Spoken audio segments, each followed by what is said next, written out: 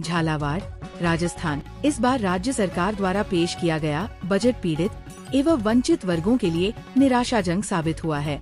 Budget पर प्रतिक्रिया देते हुए पूर्व पार्षद संजीव वर्मा ने कहा कि ऐसा प्रतीत होता है कि सरकार वित्तीय प्रबंधन को सही ढंग से संभालने में असमर्थ रही है। ये बजट समाज में अमीर और गरीब के बीच खाई को और गहरा करने वाला साबित हो सकता है।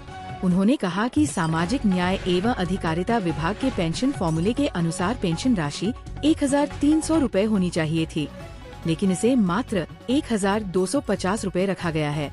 ताज्जुब की बात यह है कि वित्त विभाग ऐसे व्यक्ति के पास है जो राजघराने से आते हैं और जिन्हें गरीबों, वृद्धजनों, दिव्यांगजनों एवं पीड़ित वर्गों की पीड़ा का एहसास नहीं है। बिजली की मुफ्त यूनिट पर सवाल।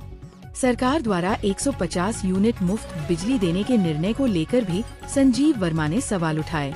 उन्होंने कहा कि अधिकांश लोगों की बिजली खपत 100 यूनिट से भी कम होती है, जो पिछली सरकार द्वारा पहले ही मुफ्त कर दी गई थी।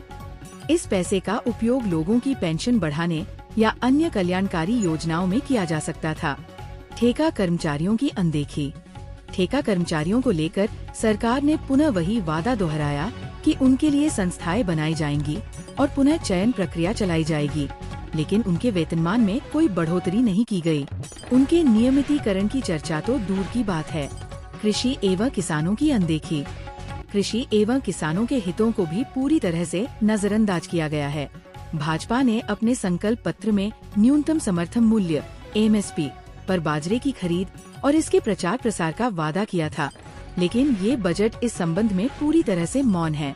किसानों की फसल खरीद, खराबे और प्रोत्साहन के लिए सरकार के पास कोई ठोस योजना नहीं है।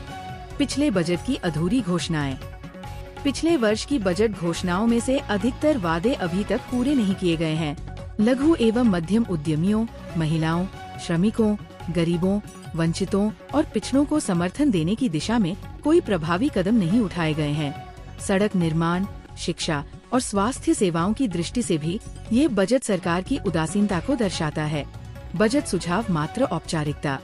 संजीव वर्मा ने सरकार पर आरोप लगाया कि यदि बजट में केवल मनमर्जी ही करनी थी तो बजट संवाद और बजट सुझाव जैसे दिखावटी कार्यक्रम आयोजित करने की जरूरत ही क्या थी। सरकार ने जमीनी मुद्दों और जनता की वास्तविक जरूरतों को समझने में असफलता दिखाई है।